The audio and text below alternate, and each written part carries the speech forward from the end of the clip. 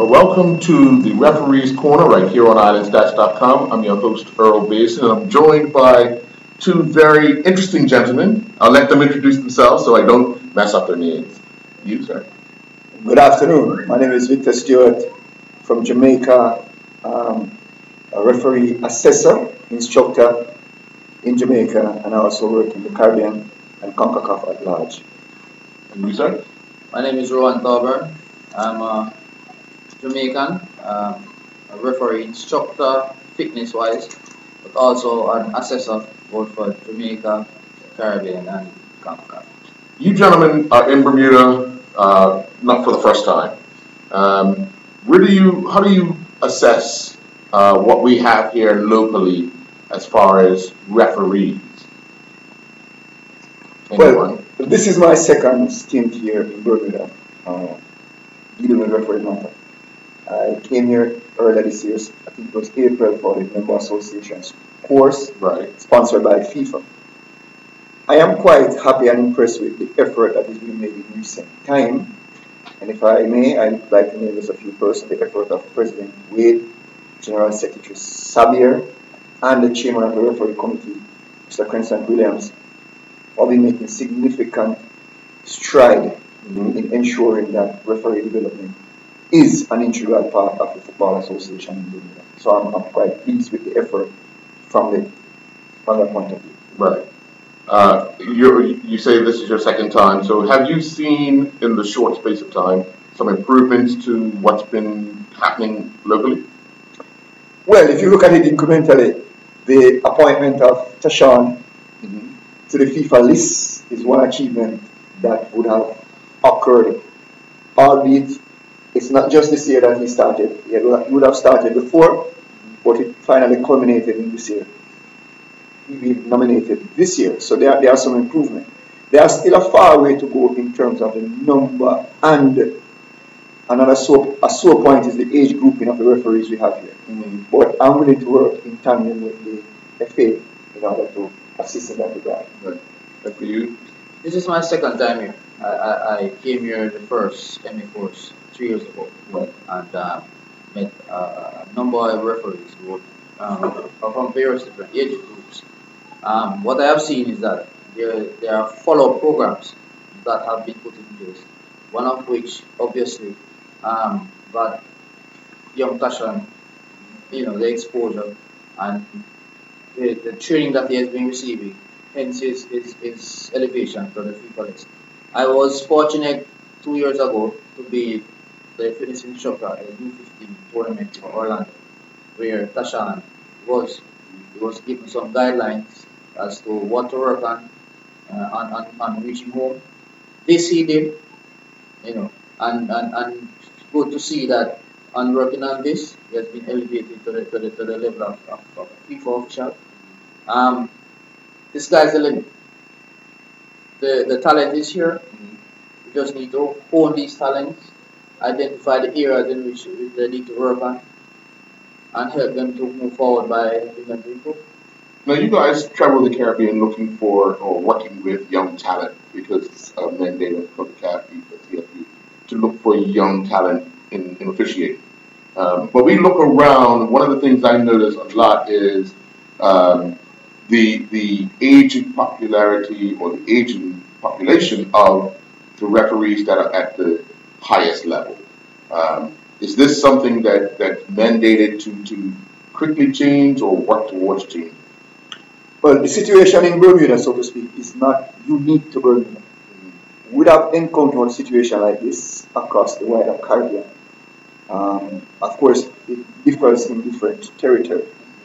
But indeed, you are correct. We are working towards getting a younger cohort of referees to service the games. One of the avenues that we need to explore is the marketing of the product, marketing of referees. In most jurisdictions, in most member associations, the referee is seen as a secondary part of the football. And so we need to work in tandem with everyone, all the stakeholders involved, to let them understand that a very important part of football is the officiating.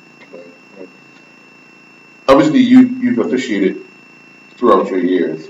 But what changed your perception to then want to teach more of it as opposed to continue to officiate? All right. Um, in our active years, there were persons who guided us, and being a part of it and having this experience, it was only natural for us to want to give back to the youngsters to come because we need this to keep going. It does not stop here for us. Absolutely. So it is a pleasure to come and want to give to the youngsters, in part, best practices in preparing and in getting them prepared to deal with the games at large. Do you around? Let's use our region in with. You start talking about South America and so forth. It's close to our region. When you see the young officials coming out, are they starting out looking to officiate as a ways and means to get out of their country as opposed to being a footballer? Yes and no. In some territories, yes, people look at it. I don't want to call the name of any particular territory, but Right. there are some territories where people understand and the love for football drive them towards officiating as a means of getting out of their economic situation.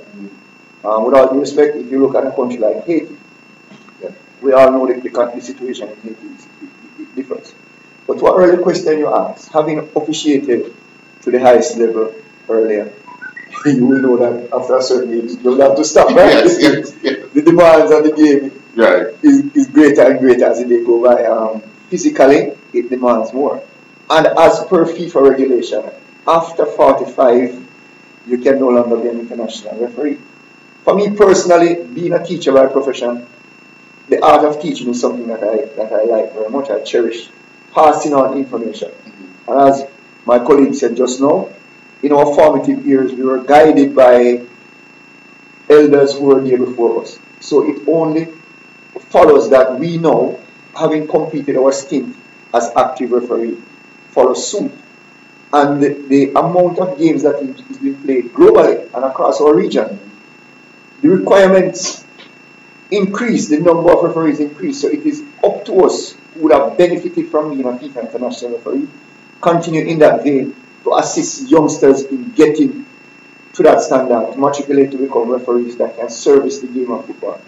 Football is is a globally accepted sport. It is the most spectator-friendly sport that we have in the region, and so we are very happy to be a part of it, to provide a service that will help the beautiful game. When you go to these, not just only Bermuda, but when you go to these and host courses and so forth, what's some of the stronger questions you get asked about officiating? Why officiating? You, Why just refereeing? yeah, Yes, yeah. that's the question. People, it's, for some reason, people demonize referee. Everything that goes wrong in a game, the finger is pointed at the referee. Um, we will not sit here and deny the fact that referees don't make mistakes. Some people tend to forget that referees are human. We are subjected to ridicule and abuse left, right, and center. Yes, yes. But we take solace and pride in the fact that we, as match officials, are providing support to the game, because you want to imagine 22 players on the field of play, 5,000 spectators, and you say, okay, players, go there and play. No referee. Pandemonium. Chaos. Absolutely. So, in the midst of that battle, it gives us some sense of pride and achievement to know that I can service this entity that people love and people want. We offer a service that is necessary for the game. Right. But the question that people generally ask, why are you not afraid? But the achievements supersede the fear. Right. Okay. And some of the things you can look at, just don't look at a referee as just being a man in the middle, dogs, or persons on the sideline with a flag. He's a facilitator for the entire game, all the spectators that are there. He's also a referee in the sense of players coming together, he getting inside there in a few situations. And three, it also enhances his level of concentration in terms of concentrating for the entire game and ensuring that the larger game can operate.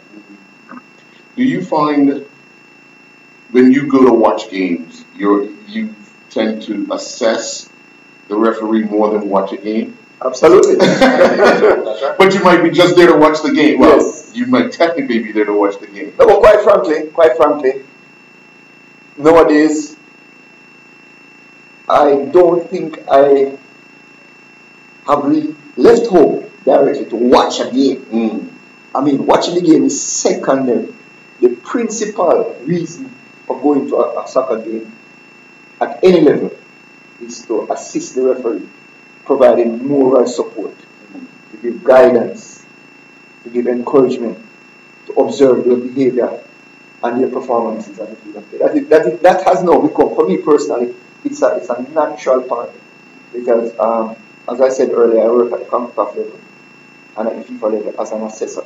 So sitting down and watching a game, I pay specific attention to the referee's action and whatever he does on the field of play during the game. Yeah, I see some nice good players. There's a good play. But for me, the number one priority of attending a game is to see the referee do well and assist them in their areas for improvement. After assessing a game, you'd have to sit down with a referee or referee assistant, delivering, I guess, fine tuning what they've done wrong and right, because you have to give the good with the bad. But how do you deliver your message? Is it a calm manner? It's always a conflict because you want the referee to feel a part of a system. Right. You don't want them to feel as if they are the enemy. Mm-hmm. So, yes, there is no perfect game. Right. So, you're going to have good, you're going to have areas for improvement. Mm-hmm. For me, there's no bad. Right. Just Okay. areas for improvement. Yeah. So, in between the good, you're going to, say, all right, this was done in a particular way. We would recommend you do it this way. Mm-hmm.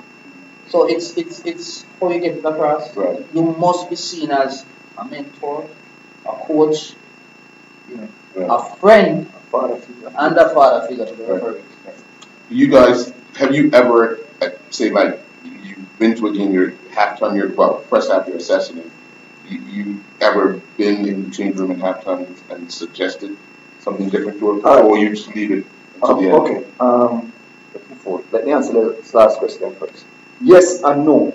From an assessor point of view, it is advisable not to interfere with the referee during the halftime break. However, if during that first half there are incidents in the game and you figure that referee needs some support and guidance, you are obliged to enter that dressing room to give them some empowerment, some encouragement, because the game is not yet completed. Right. So we do that, but generally you sit for 90 minutes and watch the game, record your notes and your information for the feedback.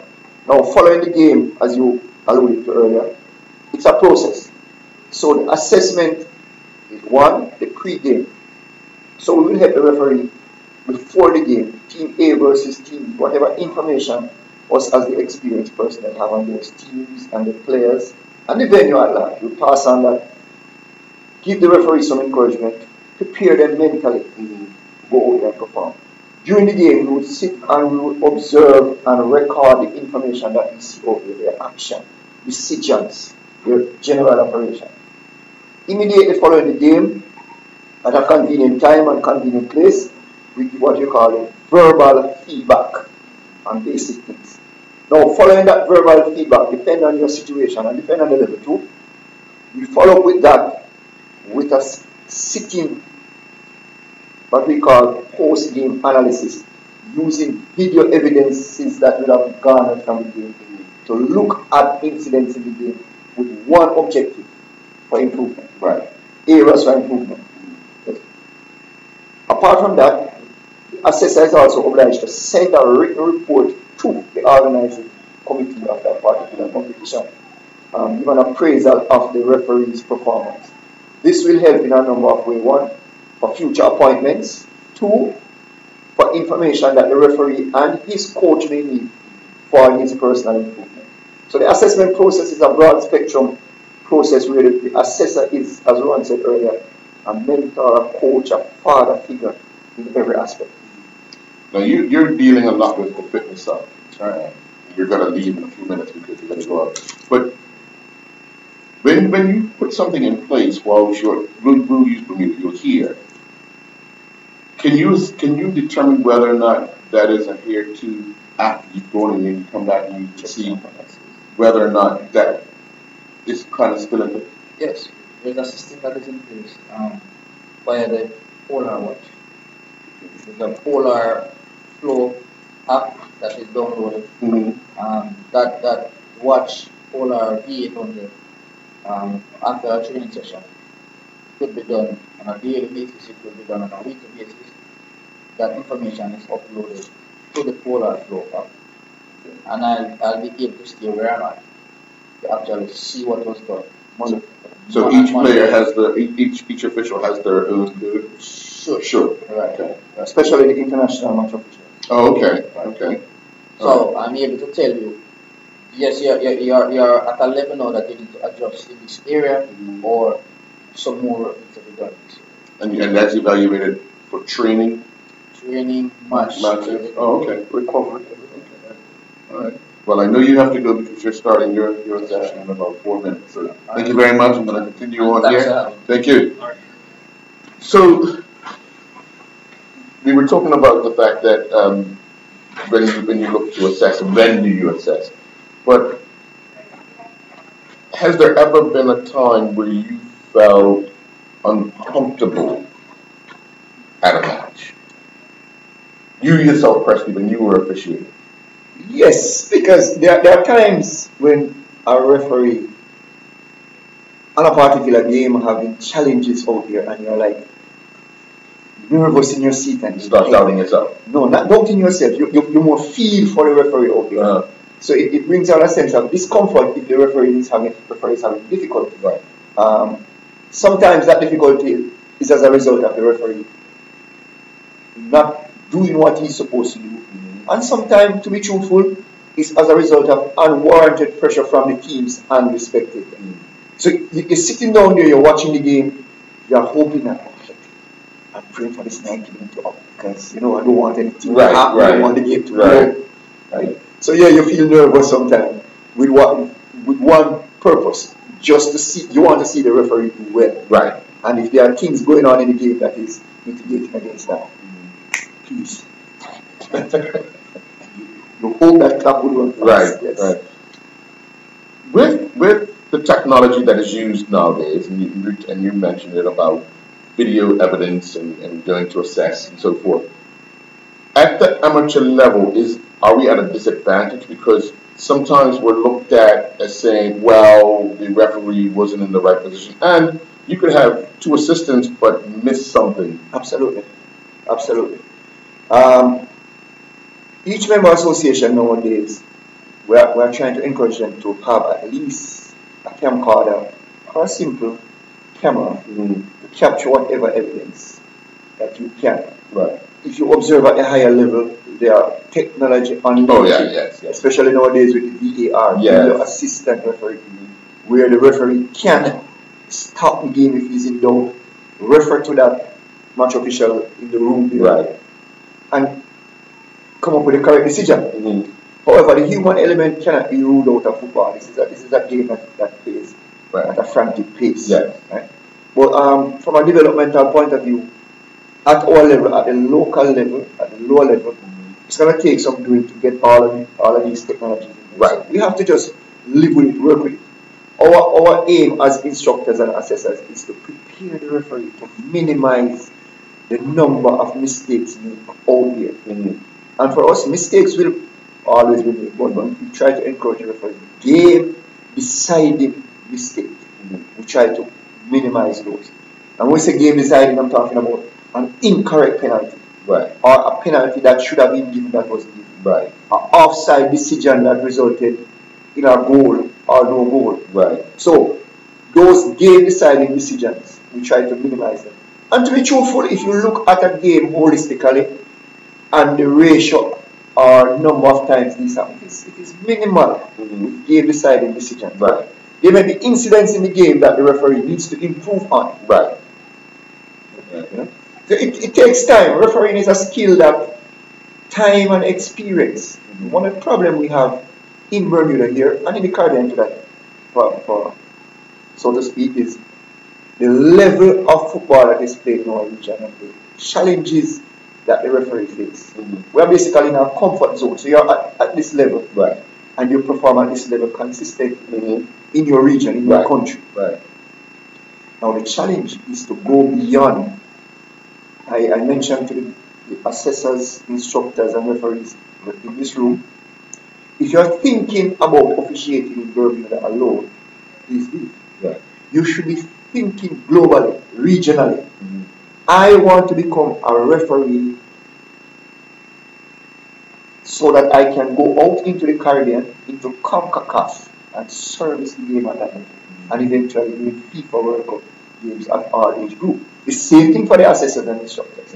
I want to be able to go to a Caribbean tournament, a CONCACAF tournament, and officiate it. So that is the mentality. I think one of the changes we need to make as a people in the Caribbean, in smaller island states like Bermuda here, is a change in the mentality. Right. Everybody can do it. We can do it. Right. We just think global. We have to think globally now. Right. We have to change that mindset. Even though we don't have football here that will allow us to hone our skill, with technology, I can be sitting here, you're watching the Barcelona play Real Madrid, Right. you're watching Germany play Brazil, Argentina, etc. You watch, you look at the referees here. Tell yourself one thing: I can be in that middle as a referee. There's a popular saying: aim for the star, you might reach the moon. You know, you may not reach the ultimate, but you will achieve something. So it's a cultural and mindset, psychological thing that we need to overcome that barrier. You see people out there doing it. We are the same human beings, same genetical makeup generally. So we can do it. The knowledge is global. The laws of the game is global. Right. Every referee is subjected to the same teaching. Teaching material from FIFA is universal. Right. However, it is the application that is necessary. Who can apply the laws in the context to service the game? Right. When you arrive at a different location and you're looking amongst the people that have taken the course, can you identify somebody you think can actually go a lot further just by looking at their mannerism, their approach to it? Absolutely. Observation as part of the teaching process. You observe people's behavior, their interaction, the way they present themselves. In terms of a classroom session, you have a class of 20 pupils, for example, in this case 20 referees. Based on their mannerism, their body language, they respond to questions and their reasoning ability. You can look at that person and say, you know, this one is good for the game. He will do well in this game and he should be a good referee in the future. Similarly, on the field of play, you're doing your drills, your movement technique, your positioning, recognition of foul, application of the law generally. So in practice, you can look at a person, and based on how that person operates in training, you say, okay, yes, it's one for the future. Yeah. So you elevate that person to the game. On the other hand, you can see those who are not interested. Right. So yes. Over the years, and this came up just the other day, I was watching Sky Sports, and we had a referee from England on talking about a match he had officiated a few years ago, Chelsea and Tottenham, I believe. Is it a good thing or a wise thing to talk about, as an official, to talk about matches, even though they're over, talk about giving players chances to make sure the game is staying fair, or they just don't want to be the scapegoat for a game? Well, so first of all, the referee is mandated to apply the laws of the game in the context of the game. There are some referees who believe that the method of controlling a game is the use of the yellow card and or the red card. There are some referees who use personality, management skill, manage the game. Communication with players is very important. The level of the game, again, is important. And I have several examples that I could use where the referee, instead of giving a caution, may use verbal communication and get that player on his side with one purpose, to maintain the integrity of the game, because you want to ensure that fair play is ensured. 11 versus 11. Now, as per the laws of the game, there are mandatory caution, mandatory sanction. Yeah. There are discretionary sanction. So the red and yellow card should be used basically to manage the game. And so the referees are mandated to use whatever management skill he has in order to ensure that 11 players remain on the field. But fair play, Right. the game of football is all about fair play. So it's not about giving a player a chance. It's just maintaining the integrity of the game by whatever means necessary without compromising the laws of the game. Right. Right.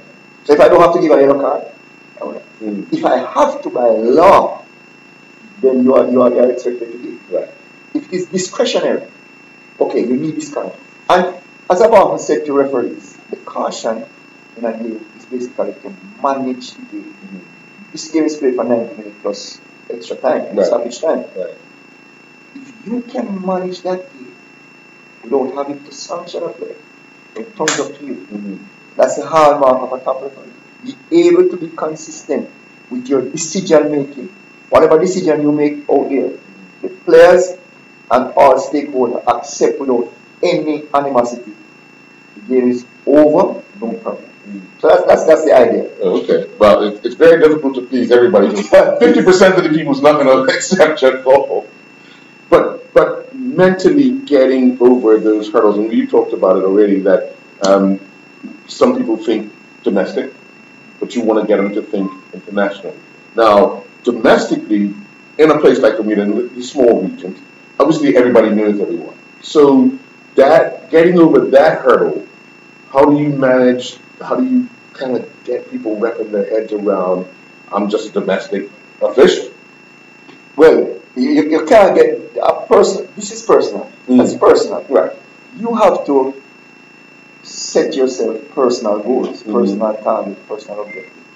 Okay, Bermuda national, you're born and grew in Bermuda. You have seen people before you officiate, you have seen the game being played at the same level. Whichever day, a Sunday afternoon, is more recreational. So families will go out for a game.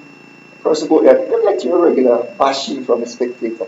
That's not encouraging generally. Right. But if you stop and think and look at what is going on globally, if you have an affinity to that sport called football, and you have the ability to become a referee, you should start to think. And this is where the member association, in this case the Bermuda Football Association, through their referee department, comes in.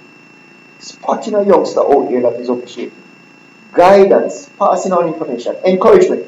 Hey youngster, you can make it. You show courage here. You look good and feel good. Hey, can you take this to another level? What do you need? You need some gears, you need some information and laws of the game. Okay, I'm gonna send you for a course here and there. I'm gonna send you to a tournament. Encouragement. Right? So it's twofold. One, it's personal from the individual point of view, and two, it is up to the member association through the referee department to assist in that regard. Because people before these youngsters would have known what is expected out there, what are the benefits to be achieved. Right? So in Bermuda, for example, there has been a big joke in discussion with the MA. Linden was the last person that was on the list 15 years ago. 15 years ago. And now we have Tashawn just coming. So there was a big gap. Right. It means that people would have not been looking on and say, okay, well, I want to become a FIFA international match official. Right? So information, and we are taking on a new strategy in the Caribbean now where we are preparing promotional video for the promotion of refereeing to pass on to schools as a career. In Jamaica, for example, we have people going into school on careers day. We have career day here. Some people want to be soldiers, police, lawyers, doctors, firemen, whatever. So we go into schools and we speak about officiating. We give example of people who have achieved The truth is, in the Caribbean, we are not yet at the stage of professionalism, where people are professionally paid for officiating. Right. It can be a nice secondary earner for you. Right? Because across the globe, many of the top officials, even at the World Cup, are doctors and lawyers, Right. teachers, policemen. In some countries, it's professional. So, for example, in Mexico, for example, the referees are paid over 1,000 US per year in Mexico. That's their job. Right? But that in Mexico, you have professional people. Right. Right. You're sure to know how much a referee make for a Champions League game in Europe. I would begin to You didn't. so in a lot of cases, people sit down going to a game on a Sunday evening and they say, it's recreational. Okay, go whistle, wave a flag, blah, blah, blah. 90 minutes, you all go to the home, have a drink. Okay, what is there for me out of this? It is just doing this game on a Sunday? No, this is where the member association comes in. Identify these youngsters who show any form of progress out there, whether in the classroom, on the field, or during the game. Lead them, guide them towards the coming time. And that is the concept that we are trying to promote here in Bermuda. My stint here in Bermuda, the second time around, is to pass on some information to the local instructors so that they can go ahead and instruct referees at the local level. In CONCACAF, there's a trust towards assisting the member association with whatever resources necessary so that these instructors football is now global. Right. It's global, it's international. It cannot be just voluntary. Everything in football is done voluntarily. People are not obligated. Right. So support to the MA from the wider Caribbean, from the region, and support to the local instructors is very important. So that's the trust now. Okay. Well, thank you very much for your time, sir. You're welcome. Appreciate it.